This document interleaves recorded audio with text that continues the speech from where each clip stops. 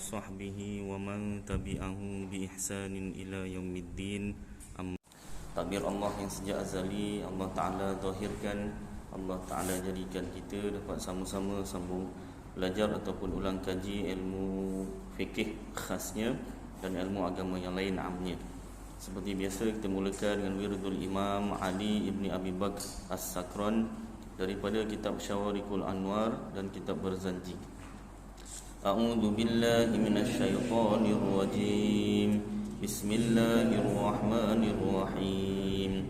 Allahumma inni ihtajtu bidarbillah tuluhu ma sya'allah kufluhu la ilaha illallah babuhu Muhammadur Rasulullah sallallahu alaihi wasallam saqafuhu la hawla wa la quwwata illa billah al-aliyyil azim ahata bina min bismillahirrahmanirrahim alhamdulillahi rabbil alamin arrahmanirrahim maliki yaumiddin iyyaka na'budu wa iyyaka nasta'in ihdinas siratal mustaqim siratal ladzina an'amta 'alaihim ghairil maghdubi 'alaihim waladdallin.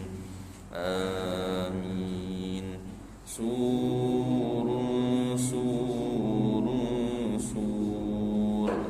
Allahu la ilaha illa huwal hayyul qayyum la ta'khudhuhu sinatun wa la nawm lahu ma fis samawati wa ma fil ardh man dhal ladzi yashfa'u indahu illa bi idhnihi ya'lamu ma bayna aydihim wa ma khalfahum wa la yuhituna bi shay'in min 'ilmihi illa bima syaa wasi'a kursiyyuhu as-samawati wal ardh wa la ya'uduhu hifdhuhuma wa huwal 'aliyyul 'azim. Binastadarat kama stadaratil malaikatu bimadinatir rasul bila khandakin wala sur min kulli qadarin makdur wa hadarin mahdur wa min jami'is syurur tatarwasna billah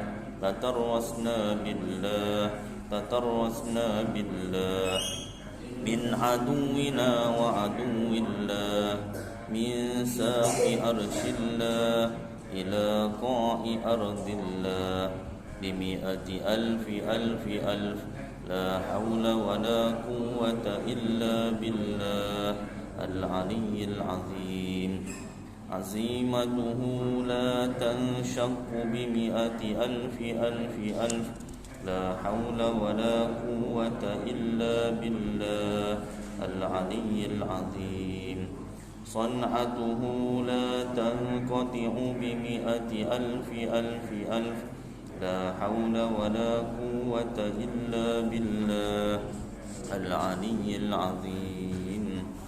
Allahumma in ahadun aradani bisu' minal jinni wal insi wal wuhush min basharin aw syaitanin aw sultanin aw waswas fardud nadarahum fi intikas wa qulubahum fi waswas wa aydiyahum fi iflas wa awbiqhum minar rijli ila ar-ra's la fi sahli yajda' wa la fi jabali yatla' bimi'ati alfi la hawla wa la quwwata illa billah al-aliyyil azim. Wa sallallahu ala sayyidina Muhammad wa ala alihi wa sahbihi wa sallam walhamdulillahi rabbil alamin. Alhamdulillah, syukur kepada Allah. yang berusaha, Tuan Pengerusi Surau Al-Ihsan Kampung Senaran Baru, yang dihormati Tuan Timbalan Pengerusi Surau Warisan AJK Surau, yang dikasihi tuan-tuan imam, tuan-tuan Bilal, muslimin muslimat yang dirahmati Allah Subhanahu wa taala. Sebelum kita sambung bacaan kitab Idaman Penuntut pada menghuraikan yang kusut, suka untuk saya buka kitab iaitu diberi nama Al-Fiqhu 'ala al-Madhhabil Arba'ah. Asalnya kitab bahasa Arab, telah diterjemahkan. Asalnya pengarangnya iaitu Syekh Abdul Rahman Al-Jazairi, telah diterjemahkan menjadi Fiqh 4 Madhab juzuk 1, 2, 3, 4, 5. Pada tangan saya juzuk 1, 2, 3, 4, 5 kat rumah, berat sangat. Penulisnya Syekh Abdul Rahman Al-Jazairi, penterjemahnya Haji Muhammad Yusof Sinaga, LCMA Master. Haji Muhammad Abdul Rahman Saleh Siregar, Master juga, lecturer master. LC lecturer kan. Haji Muhammad Zuhir Shan, lecturer MA Master. Cetakan kelima tahun 2017. Perniagaan Jaha Bersah, diterbitkan oleh Perniagaan Jaha Bersah. Nombor 15, Jalan Dataran 3/3, Taman Kempas. Ada lagi kedai? Ada kan? Saya tak pernah pergi lah. Jalan Dataran Kilang, Kilang percetakan lah Johor Baru 81200 Johor Ta'zim, Malaysia. Dicetak itu yang diterbitkan, dicetak oleh Bin Halabi Press, 12/21 Mo 1. Dia bukan nombor 1, Mo 1. Talubo Muang, Pattani, Thailand, 94,000. Nombor telefon 6673334863. Tapi bukan hello lah bunyinya. Kalau Thailand panggil apa? Kalau hello, kap kun kap. Dia cakap Thailand lah. Baik. Jadi saya buka nak baca semua, tak entah bila habis kan. Yang nipis saja tak habis-habis. Jadi buka bab pada kita dah bab zakat tu kan. Bab-bab tertentu lah. Kenapa saya buka bab tertentu? Pasal kita terpaksa gunakan dalam kehidupan. Contoh zakat, bab zakat ni zakat fitrah lah, dan juga zakat yang lain lah. Jadi kita mengeluarkan zakat tu, kalau kat Malaysia, kalau dekat Johor khasnya, kat Malaysia amnya, rasa mungkin seluruh dunia pun ada juga yang mengeluarkan zakat ikut nilai zakat tersebut. Sedangkan kita mazhab Syafi'i sebenarnya qaul mu'tamadnya, pendapat yang kuatnya iaitu bahan makanan itu sendiri. Baik, saya bacakanlah, senang cerita saya bacakan. Muka surat ini juzuk ke berapa? Juzuk pertama ke? Juzuk 1. Juzuk 1. Juzuk 1 Juzuk 1. Juzuk 2 ni. Juzuk 2. Juzuk 2 muka surat 715. Dia tak kira juzuk, muka surat dia tu jalan terus. Dia bukan juzuk pertama 1 sampai 1000, bukan juzuk 2 1 sampai 1000, tak. Dia terus. Jadi muka surat 715, zakat fitrah.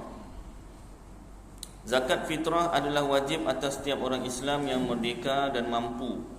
Nabi SAW telah menyuruh kita untuk mengeluarkannya melalui hadis yang mewajibkan puasa Ramadan sebelum zakat.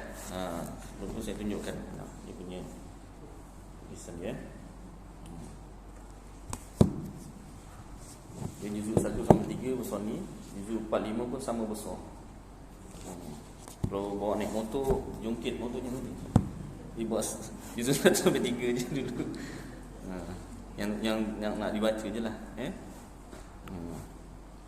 Baik, dalam hal ini Rasulullah SAW telah berkhutbah sebelum hari raya fitrah dan baginda memerintahkan untuk mengeluarkan zakat fitrah itu. Imam Abdul Razak Imam Abu Razzaq dengan sanad yang sahih telah meriwayatkan hadis dari Abdul bin Tha'labah. Ia berkata Rasulullah sallallahu alaihi wasallam telah berkhutbah sehari atau 2 hari sebelum hari raya fitrah. Beliau bersabda, ataupun kalau kita bagindalah bersabda, addu sa'a min birrin au qamhin au sa'an min tamarin au sya'irin an kulli hurrin au abdin sighairin au kabirin. Artinya lebih kurang, bayarkanlah satu syak, satu sa' ni, bukan syak, satu sa' dari gandum, atau satu sa' dari kurma atau biji gandum dari setiap orang merdeka atau hamba, kecil ataupun sudah tua. Dalam penjelasan tentang hukum dan kadar ukurannya terdapat penjelasan rinci atau perinci menurut beberapa mazhab yang dapat dilihat di bawah. 607 nota kakinya. Dimula dengan mazhab Hanafiyah. Ini mazhab Hanafi. Saya baca yang mazhab Syafi'i dulu nanti pening pula kita kan. Mazhab Syafi'i dulu. Asy-Syafi'iyah, mazhab Syafi'i menjelaskan bahawa zakat fitrah adalah wajib atas orang yang beragama Islam, merdeka, dan bagi orang kafir diwajibkan untuk mengeluarkan zakat pembantu dan kerabatnya yang beragama Islam. Kalau yang orang kafir, pembantunya atau kerabatnya yang beragama Islam, maknanya orang Islam lah. Apabila ia memiliki makanannya dan keluarganya pada hari raya fitrah dan malam harinya. Yang nak dikira ada makanan lebih tu bila dia ada makanan untuk dia dan keluarganya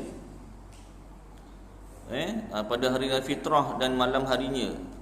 Malam nanti pada hari raya fitrah tu, maknanya dia punya makanan dia dan keluarganya tu pada hari raya fitrah tu nanti dan malam harinya, setelah ia memiliki apa sahaja yang biasanya diperlukan seperti ikan dan semisalnya dari makanan yang dipersiapkan untuk hari raya.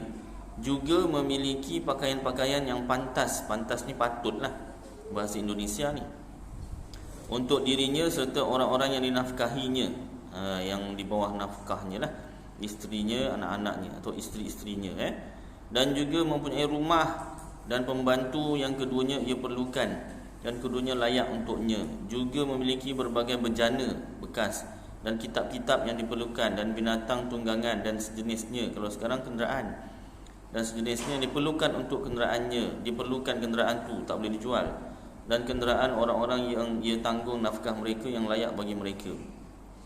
Zakat fitrah itu wajib hukumnya meskipun orang yang mengeluarkan zakat merupakan orang yang berhutang, dan seseorang wajib mengeluarkan zakat untuk dirinya sendiri dan untuk orang yang wajib ia nafkahi pada waktu wajibnya zakat fitrah tersebut. Mereka yang wajib diberi nafkah itu ada, iaitu satu, isteri yang tidak derhaka kepada suaminya walaupun kaya, atau isteri yang diceraikan dengan talak raj'i. Talak raj'i, talak 1 dan 2, talak yang boleh dirujuk. Talak 3 dah talak bain, tak boleh rujuk. Kena kena dipanggil istilahnya Cina buta. Kalau istilah Cina buta tu macam mana? Isteri dia kena kahwin dengan orang lain dahulu, kemudian bersetubuh, kemudian diceraikan, baru boleh kahwin semula, nikah baru dengan bekas isterinya itu tadi. Kat mana nak cari ustaz perkhidmatan Cina buta? Dia tak ada perkhidmatan. Dia tak boleh dia buat perjanjian dibayar sekian-sekian lagi, tak boleh.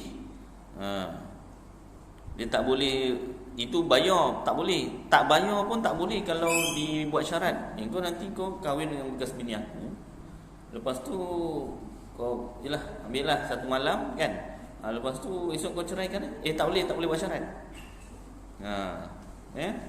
Cerita boleh, aku ni dah talak bain dengan bini aku sekian-sekian, jadi aku nak nikah balik, kau faham tak?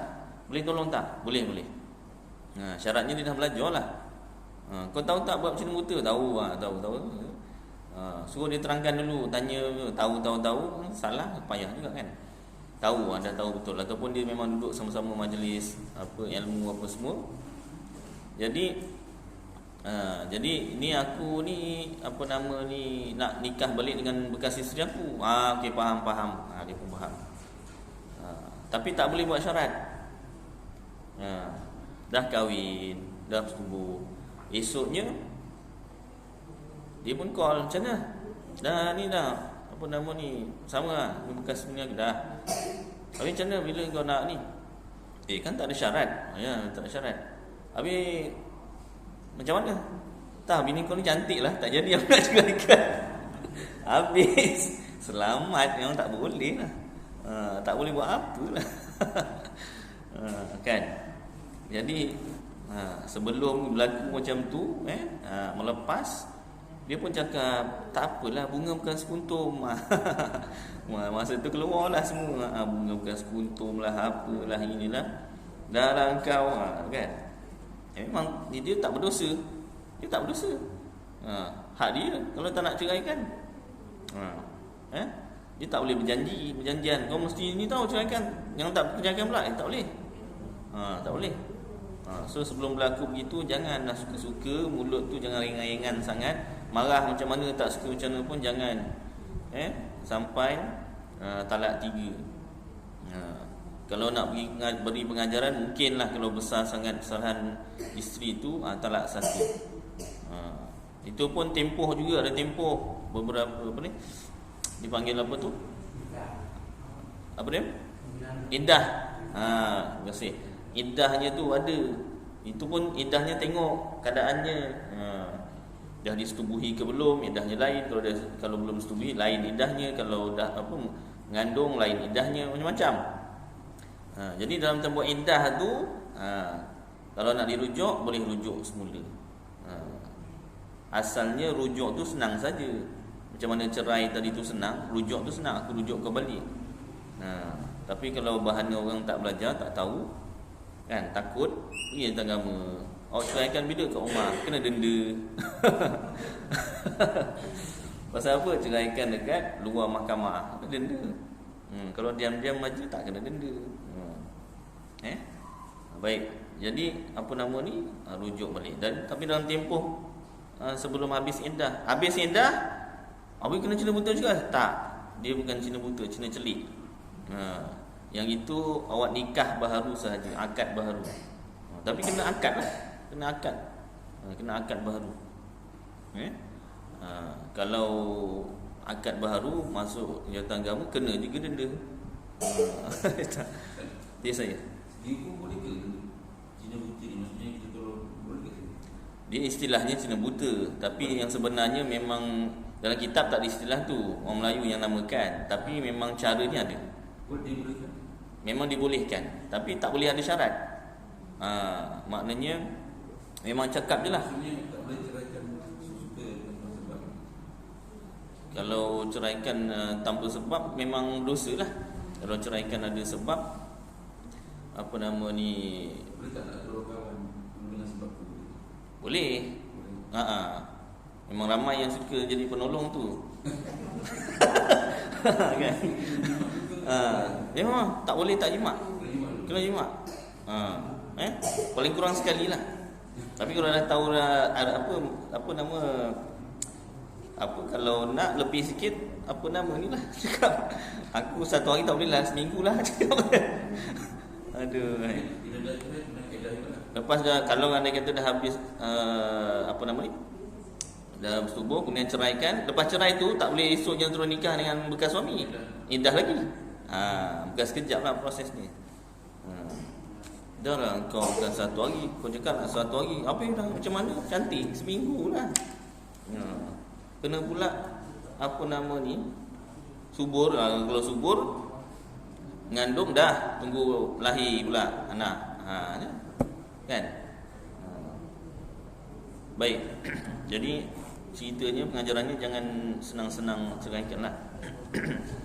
Baik, masuk balik sini. Ini masuk bab nikah ni, bab talak. Baik. Isteri yang tidak derhaka kepada suaminya walaupun kaya, atau isteri yang diceraikan dengan talak raj'i, atau diceraikan dengan talak bain tetapi sedang hamil, apabila ia tidak mempunyai nafkah yang telah ditentukan. Jika ia memiliki nafkah yang ditentukan, maka suami tidak wajib mengeluarkan zakat fitrahnya, yang seperti isteri adalah hamba dan pembantu rumah tangga. Yang kedua, orang tua bagi orang yang berkewajipan zakat fitrah terus ke atas.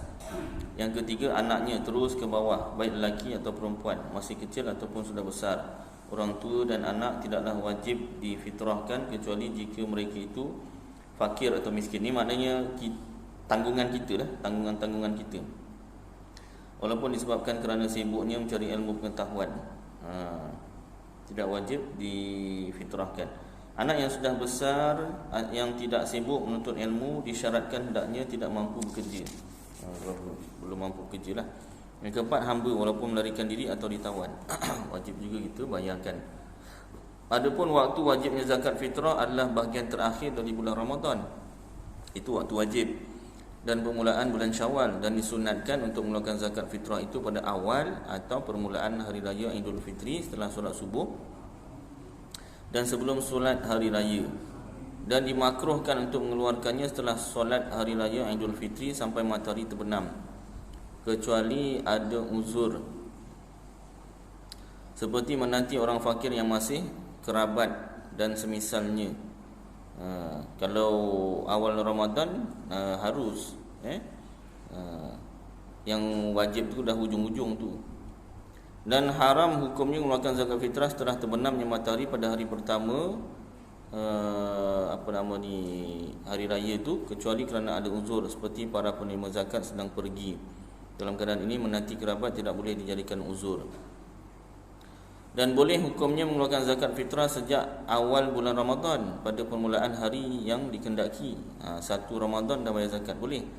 Dan zakat fitrah itu wajib dikeluarkan di negeri di mana matahari terbenam di akhir bulan Ramadan, selama orang yang belum mengeluarkannya di bulan Ramadan itu berada di negerinya sendiri. Dia kena keluarkan dalam negeri dia sendiri. Tak boleh kita orang Johor bayar zakat dekat Kelantan contohnya. Kelantan banyak miskin contoh kan. Tak boleh, kena negeri kita sendiri. Kecuali dah tak ada dalam negeri kita ni seorang pun tak ada orang miskin contoh kan. Itu pun atas arahan pemerintah, boleh negeri lain. Adapun ukuran atau kadar yang wajib dikeluarkan untuk setiap orang adalah 1 sa', iaitu 2 mangkuk dengan takaran Mesir berupa bahan makanan yang biasanya di negeri orang yang mengeluarkannya. Kita selalu makan nasi. Jadi kena zakat beras lah.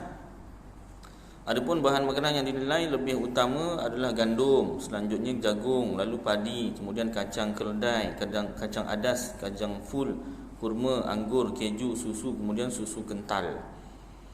Bahan makanan yang lebih tinggi nilainya walaupun tidak biasa dapat mencukupi sebagai ganti bahan makanan yang lebih rendah nilainya, meskipun bahan makanan yang biasa adalah bahan makanan yang rendah nilainya tersebut. Yang tak dapat cari bahan makanan yang murah, yang ada makanan mahal, boleh. Dia jangan yang murah ganti yang mahal, yang mahal ganti murah, tak apa. Namun tidak sebaliknya, tak boleh.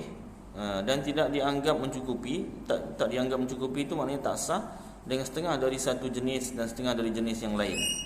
Setengah beras, setengah kacang, tak boleh. Beras semua.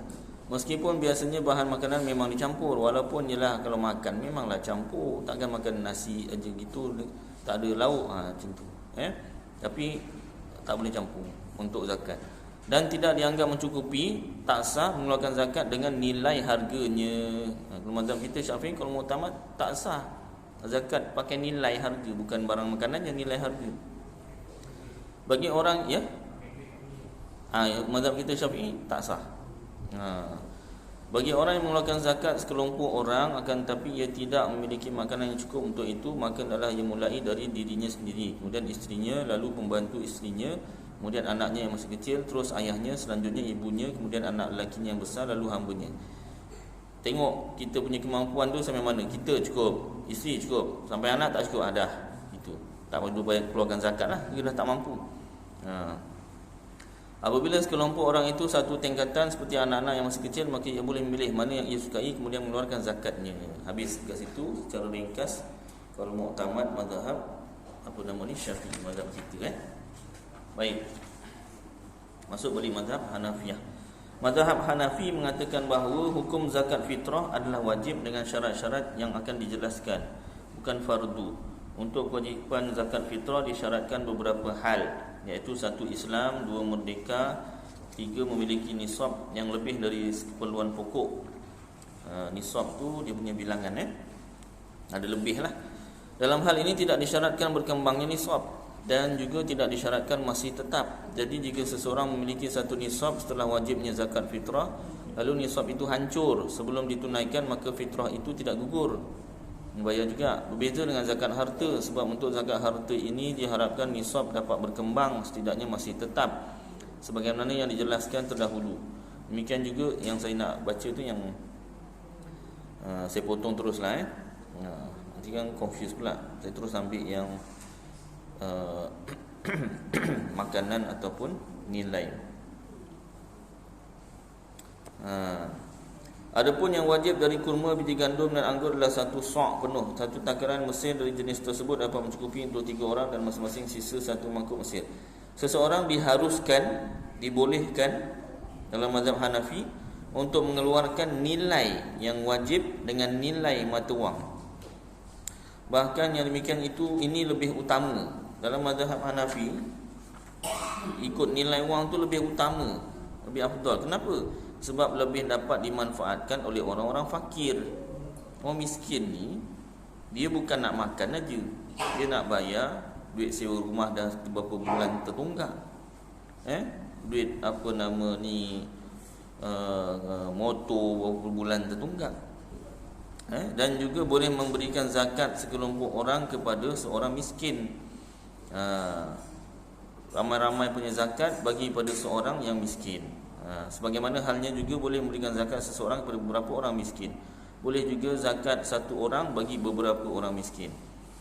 Pakai duit mudah. Adapun sasaran penerima zakat fitrah adalah para penerima zakat secara umum yang disebutkan pada ayat. Baik. Sampai situ ya. Jadi mazhab Hanafi boleh diharuskan pakai apa nama ni tadi, nilai makanan tu ya. Baik, Hanabilah, mazhab Hanafi, mazhab Hambali. Saya potong tengok yang dia punya ni.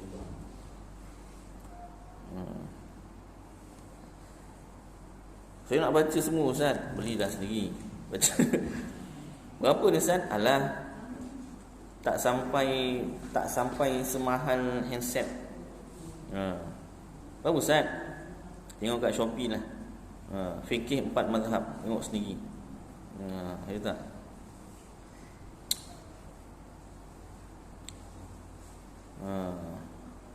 Baik. Apabila salah satu daripada barang-barang tersebut tidak dapat, maka hendaklah ia mengeluarkan barang yang boleh berfungsi seperti barang tersebut, seperti barang makanan, dari segala barang yang layak dijadikan bahan makanan, seperti jagung atau padi atau kacang adas atau semisalnya. Jadi kalau mazhab Hambali juga kena makanan. Juga makanan. Jadi kalau orang mazhab Hambali pun susah, boleh. Dia pun boleh dengan mazhab Hanafi tadi ya. Mazhab Syafi'i kita dah baca. Mazhab Maliki pula. Kita fokus bab itu je lah. Yang lain nanti confuse kita dengan mazhab kita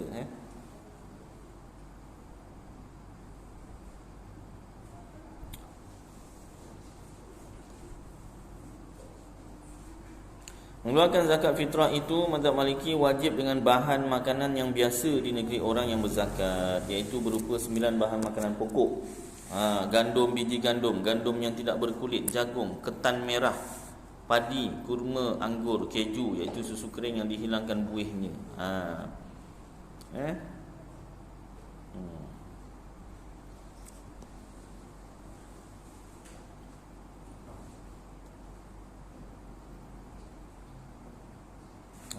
Baik. Jadi makanan juga. Hanya satu saja mazhab yang boleh, iaitu nilai bahan makanan, iaitu mazhab Hanafi. Selain daripada mazhab Hanafi, semuanya suruh mengeluarkan zakat dengan makanan.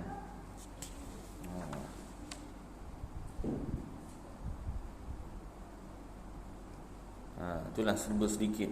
Jadi adalah sekurang-kurangnya kita tahulah sumber hukum kita bayar zakat tu dengan nilai wang ringgit, iaitu mazhab Hanafi.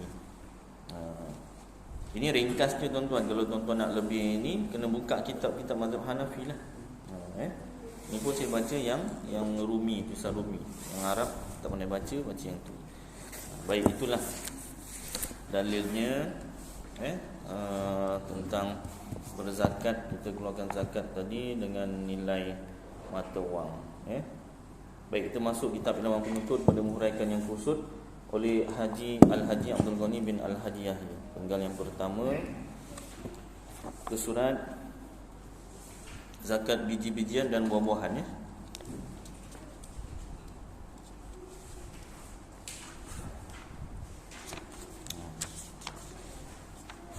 ke surat 127. Zakat biji-bijian dan buah-buahan. Bagaimana telah dinyatakan di awal bab bahawa biji-bijian itu ialah makanan asasi buat mengenyangkan, seperti gandum, beras, pulut, suji, jagung, kacang dal dan kacang soya bin. Kacang putih bin tu kacang soya bin, tak apalah. Kacang putih dan seumpamanya. Syarat wajib zakat pada biji-bijian ini ada 3 perkara. Pertama, ditanam oleh manusia, bukan tumbuh sendiri, atau binatang makan dia buang air tumbuh pula. Dia buang tu, buang air tu benih yang keluar, tumbuh, tak boleh. Yang mesti ditanam oleh manusia. Kedua, makanan asasi yang boleh tahan disimpan sekurang-kurangnya setahun. Bukan yang sebulan dah bonyok, dah basi, tak boleh. Yang ketiga, cukup nisab, cukup bilangannya. Maka nisabnya jika sudah dibuang kulit, yang ini sudah jadi beras, ialah 5 ausak. Dan yang ausak ausak ke usak, dengan muskati dia sebut ausak. Usuk, dalam tulisan Rumi usuk namanya. Ausak jadi sekati dia, maaf usuk. Jadi kita ikut je lah yang ditulis dalam Rumi ni kan. Kalau dia pun salahlah kita. Mudah-mudahan betul lah. Baik, 5 usuk. 5 usuk tu apa? Dan yang belum dibuang kulitnya masih padi ialah 10 usuk. Jadi macam mana kiraan 10 usuk, 5 usuk tu? Jabatan Agama Johor telah menetapkan zakat padi dan gandum ialah 358 1/3 gantang. Gantang pun saya tak tahu Ustaz nanti. Manakala jagung dan kacang soya yang telah dibuang kulit ialah separuhnya, iaitu 179 1/6 gantang. Orang siapa beroleh padi dari perhumaannya, sawahnya, sebanyak 358 1/3 gantang atau lebih, dan yang telah jadi beras sebanyak 179 1/6 gantang atau lebih, wajiblah atasnya zakat sebanyak 10% atau harganya. Lihat peraturan zakat Johor 1962 di bawah B section 6. Hukum ini semuanya jika biji-bijian itu dijirus dengan air hujan atau dengan air yang mengalir dengan tidak banyak tenaga. Airnya free, air hujan atau air sungai mengalir, free lah. Tidak banyak tenaga dan belanja mengerjakannya, tak ada belanja. Maka jika dijirus dengan menggunakan tenaga yang banyak atau belanja yang banyak, macam sekarang air SAG banyak, kita banyak, nescaya wajib zakatnya sebanyak 5% sahaja. Dan jika sama banyak, maknanya guna sebahagian air hujan, sebahagian air pipe, maka zakatnya ialah 7,5%. Jadi maknanya israf itu tidak memberatkanlah. Dan juga bagaimana telah dinyatakan bahawa buah-buahan itu ialah kurma dan anggur sahaja. Selain buah kurma dan anggur, tak kena. Buah-buahan yang lain seperti buah durian, manggis dan lain-lain tidak termasuk dalam golongan ini. Macam tu saya nak tanam selain kurma dan anggur sekarang tidak. Tapi nanti kalau tak ada orang tanam kurma, kalau kat Malaysia hidup kan, ada yang hidup, tak ada orang tanam anggur, nanti kena beli daripada orang bukan Islam lah kan. Kalau tak ada orang Islam tanam, tak apalah, cuma mahal tu dia punya hak lah, dia jual mahal kan. Syarat wajib zakatnya ialah Islam, merdeka, milik yang sempurna dan nisab, cukup bilangannya. Maka nisabnya sama macam nisab biji-bijian, iaitu 10 usuk. Dan ausaq. Usuk. Baik.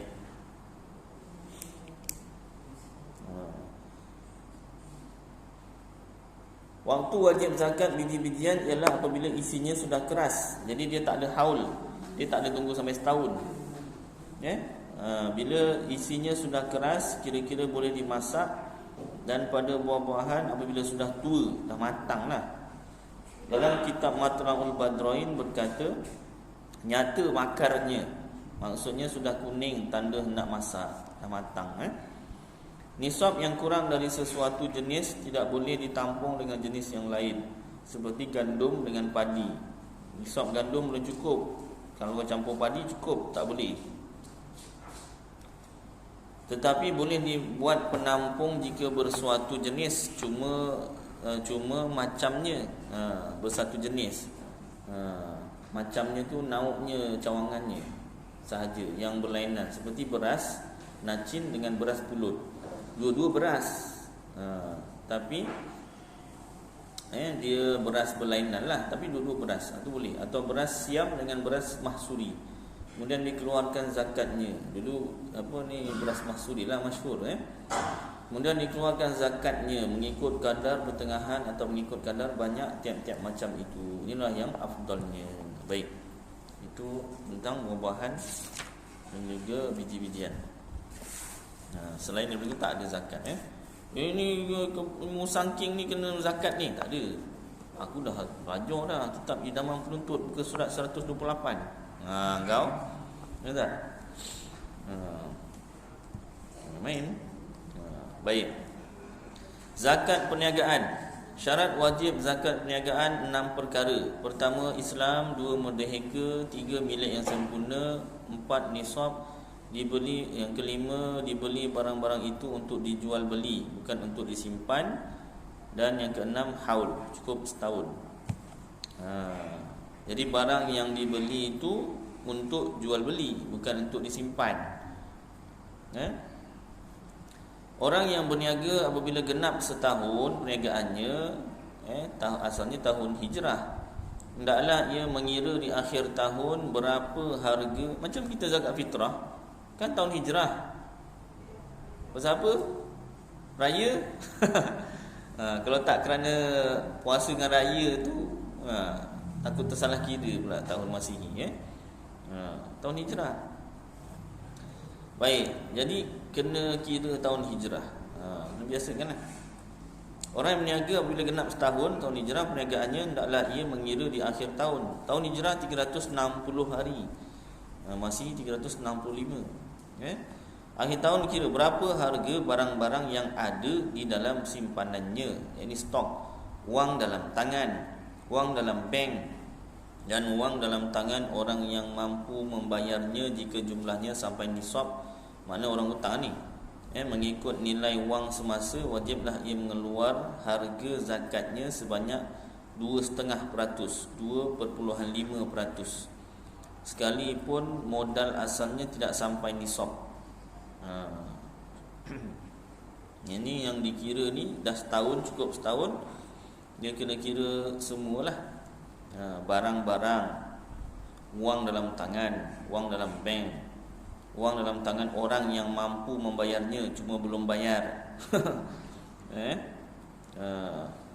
Ikut nilai wang semasa, wajiblah keluar zakatnya sebanyak 2.5%, sekalipun modal asalnya tidak sampai nisab.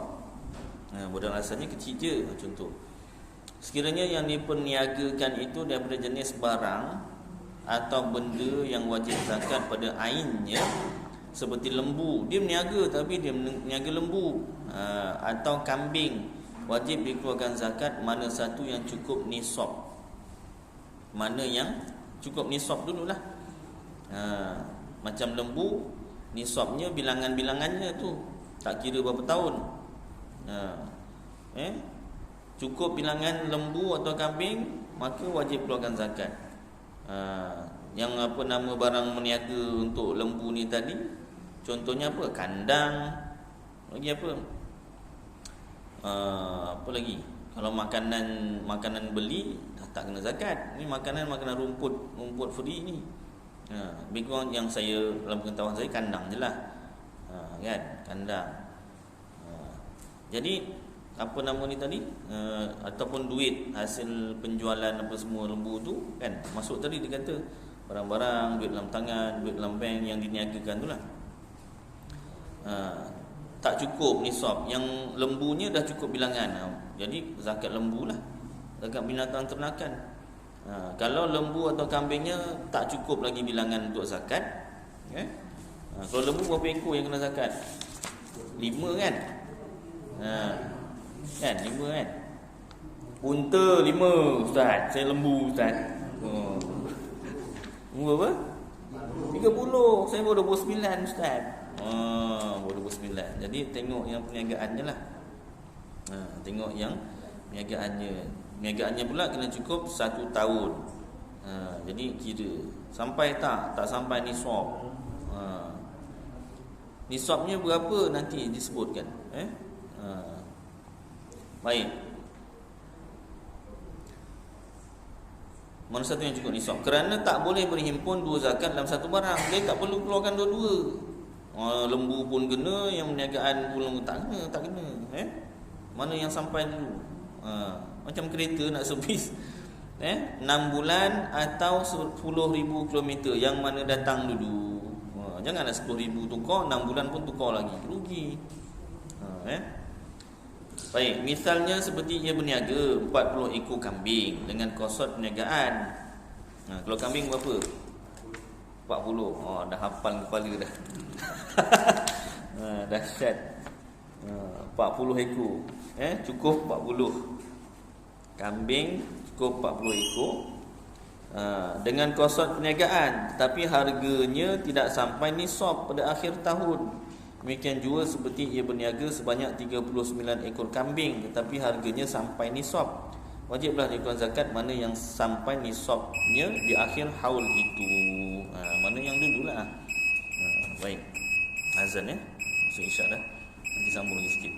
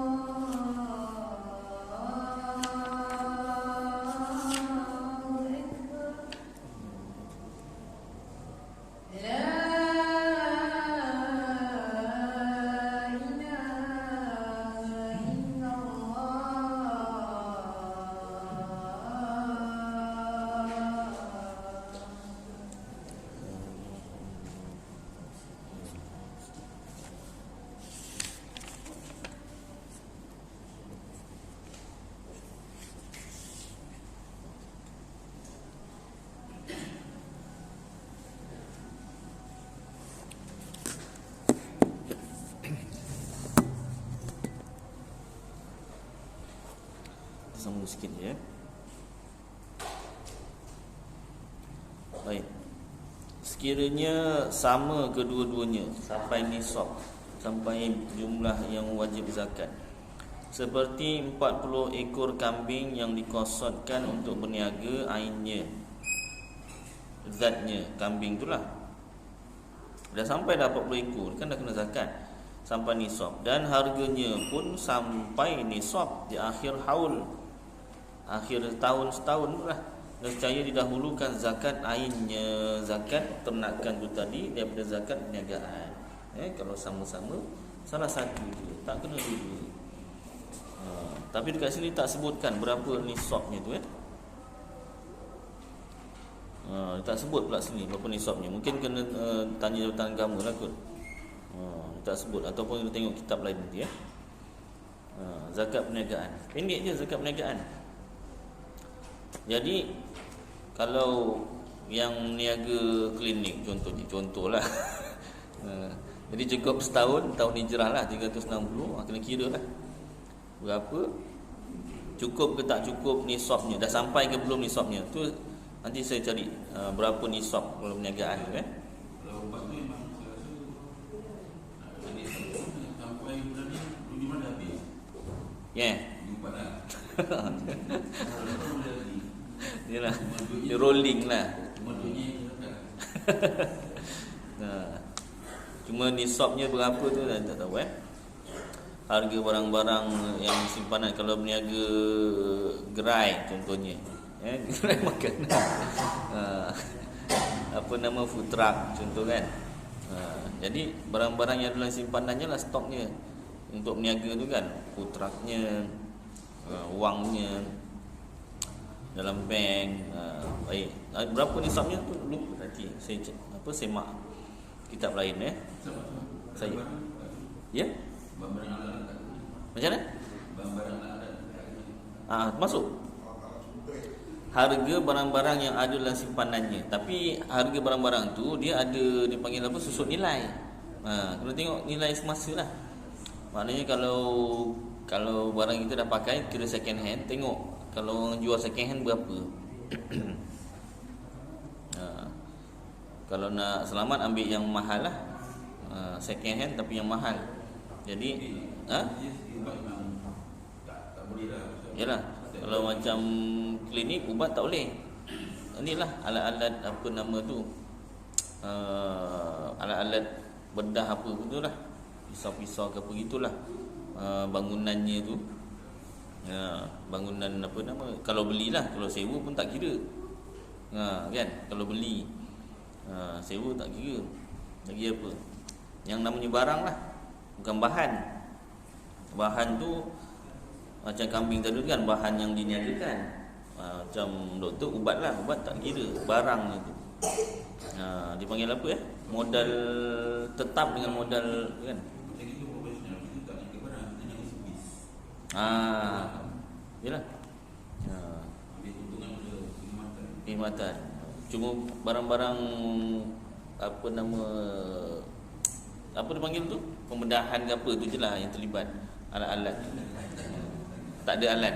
Tak ada alat tak apa. Yalah. Tu pun nisabnya tu pun nak kena tahu tu. Nanti saya semak boleh nisabnya berapa. Baik. Jadi kalau dah tahu nisab tu, senanglah kita nak anggarkan kan, kena zakat ke tidak. Macam tu. Baik. Masuk pada zakat galian. Habiskan sikit lah. Habis sikit ni. Dalam bab zakat galian ada dua perkataan Arab yang selalu digunakan, iaitu ma'dan dan rikaz. Ma'dan boleh dibaca dengan baris atas dalnya ma'dan, atau baris bawah ma'din, iaitu nama bukan mak kepada din, ma'din, iaitu nama bagi tempat yang dijadikan oleh Allah Ta'ala di dalamnya emas dan perak, iaitu lombong. Boleh juga digunakan perkataan ma'dan itu pada logam itu sendiri. Maksudnya di sini ialah emas atau perak yang dikeluarkan daripada lombong itu. Rikas itu asal maknanya tersembunyi. Maksudnya di sini iaitu emas atau perak yang dijumpai tertanam di dalam tanah oleh orang jahiliyah. Orang ramai selalu sebut harta karun. Jumpa harta karun kena zakat kalau cukup nisabnya. Kalau jumpa sikit aja tak kenalah. Kadang-kadang harta karun ni bukan sahaja di dalam tanah, boleh juga ada di dalam laut, dasar laut, ataupun apa nama ni, kapal laut zaman dulu tenggelam, apa ni, tenggelam lah, tenggelam sampai ke dasar laut, ada harta, atau masuk itu rikas. Tapi nak mendapatnya tu kena bertarung juga dengan jerung. Jumpa jerung dulu, kan? Tumpang lalu jerung, tumpang lalu boleh bagi jalan. Tak bagi jalan selamat. Jadi makanan dia, Maka emas atau perak yang dikeluarkan daripada lombong sama ada dari tanah sendiri atau tanah yang tiada dimiliki oleh siapa-siapa, yang disebut bumi mati, setelah dibersihkan daripada tanah dan pasir bila sampai nisabnya, wajiblah dikeluarkan zakatnya sebanyak 2.5% atau 1/40 pada ketika itu juga, dan dicantumkan pendapatan dalam masa yang bersambung-sambung di tempat yang sama bagi mencukupkan nisab. Tetapi jika putus masa berselang dengan ada uzur seperti musafir kerana sakit atau membaiki alat rosak sekalipun lama, dikira bersambung juga, tidak putus. Maka jika putus masa lama dengan tiada uzur, tidaklah boleh pendapatan yang kedua dicantumkan dengan pendapatan yang pertama untuk mencukupkan nisab. Sebaliknya boleh juga dicantumkan pendapatan yang kedua itu kepada pendapatan yang pertama untuk mencukupkan nisab, kiranya barang yang pertama itu masih ada lagi. Ketika itu sama juga macam mencantumkan dengan harta lain yang telah sedia ada. Lombong kan lama kan. Sebagai contohnya, jika seseorang melombong perak kali yang pertama dapat sekadar 150 dirham, kemudian dia berhenti, tidaklah wajib ia berzakat. Kemudian selang beberapa lama, kalau dirham perak tadi, kalau zakat emas perak kat sini kan, emas 85 gram. Kalau perak ada tak? Perak 200 kan? 200 dirham. 1 dirham tu berapa gram? Pandai-pandailah kira sendiri.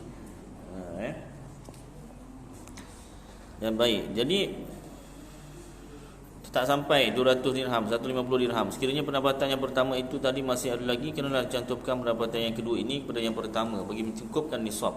Tetapi zakatnya atas yang 150 dirham sahaja, iaitu 1/10, ini 2.5% dari 150. Tapi tak kena zakat keseluruhan. Zakatnya yang pertama punya. Kerja mencari biji secara mendulang sama hukumnya macam lombong. Logam yang lain daripada emas dan perak seperti tembaga, timah, besi dan lain-lain tiadalah wajib padanya zakat. Yang kena zakat tu melombong emas dan perak. Yang cerita sekarang ni emas dan perak. Buat tembaga, timah, besi tak payah. Adapun rikas ataupun yang dikatakan harta karun daripada emas dan perak, bagaimana yang dikatakan ditanam oleh orang kafir zaman jahiliyah, yang dijumpai oleh seseorang sama ada dalam tanahnya sendiri atau dalam tanah bumi mati, seperti di bawah kubu-kubu lama, kubur-kubur jahiliyah dan lain-lain. Jika beratnya sampai nisab, wajiblah ia mengeluarkan zakatnya sebanyak 1/5 pada ketika itu juga. Lagi banyak. Dan baki 4/5 jadi hak miliknya. Tetapi jika harta itu ditanam oleh orang Islam dengan ada tanda-tanda umpama bertulis ayat Quran atau nama-nama raja Islam, jika diketahuikan yang mempunyainya, wajiblah dikembalikan kepadanya. Dan jika tiada diketahui siapa tuannya, jadilah harta itu hukumnya seperti hukum barang orang cicir. Barang orang cicir ni macam mana? Kalau dalam kitab Matla'ul Badrain disebut luqatah. Dan jika tiada diketahui adakah ditanam oleh jahiliah atau Islam, padahal diketahui tempat itu boleh sampai seruan Islam, tetapi mereka tak mahu mengikut, maka harta itu hukumnya sama macam hukum harta fai'd, yang mana akan diutarakan di akhir kitab ini insya-Allah. Secara ringkas, harta cicir yang tadi, jika yang menjumpai itu orang yang amanah, sunat dia mengambil, kemudian diiklankan. Kita jumpa harta cicir, kena iklankan seperti dalam surat khabar atau radio. Tapi jangan cakap ni saya jumpa ni RM500. Semua mengaku nanti. Saya jumpa duit berapa? 1000. Salah, bukan. Ini 100 je. Yang sebut diam-diam. Bukan. Jika ada tuannya, hendaklah dipulangkan kepadanya. Dan jika tiada, dia dalam tempoh berapa lama tu, jika dia menuntutnya sehingga selama setahun, dia kena iklankan setahun, bukan sekejap. Bolehlah ya.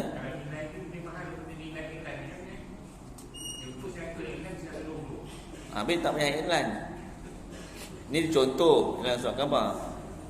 Kalau iklan yang free lah, contohnya macam dekat Facebook ke, kalau sekarang free lah kan. Free tak free juga, kena bayar internet juga kan. Iklan kan. Kalau zaman dulu tak ada internet, surat khabar lah, dengan radio. Kalau sekarang WhatsApp ke Facebook ke apa, barang hilang. Siapa ada barang hilang dekat tempat sekian, jam sekian, tapi jangan beritahu barang apa. Saya apa, sekian, bukan. Sama pun kena ragu-ragu juga, kena tanya sekian apa kan. Apa nombor siri tepinya, orang mana ingat. Itu lampau nombor siri duit tu kan. Kalau dah itu serah pada Allah Ta'ala je lah. Kalau betul-betul lah, salah dia kira mencuri lah, tanggunglah dia kan. Baik.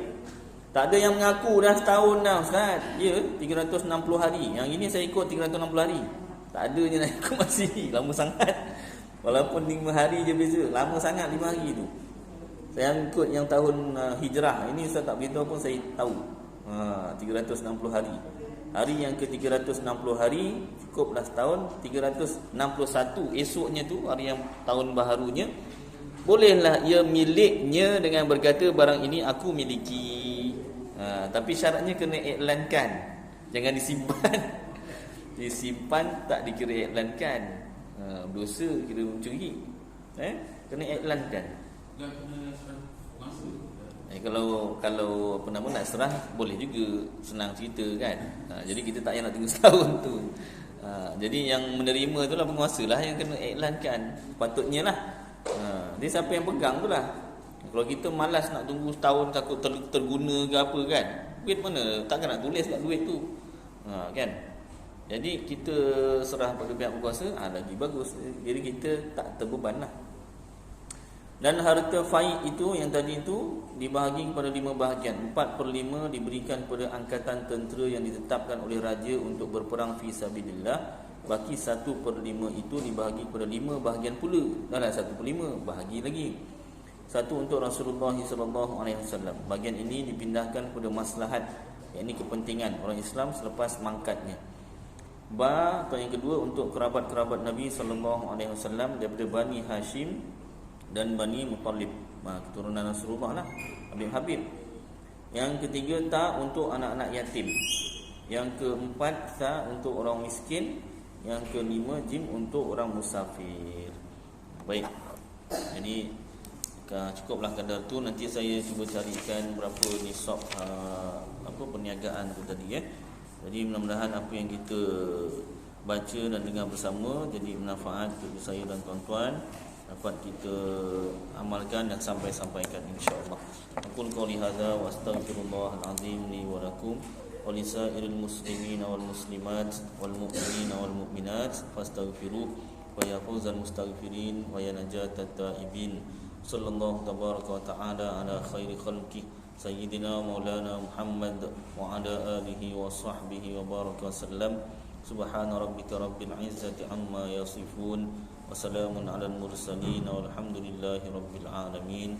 Qabbalallahu minkum.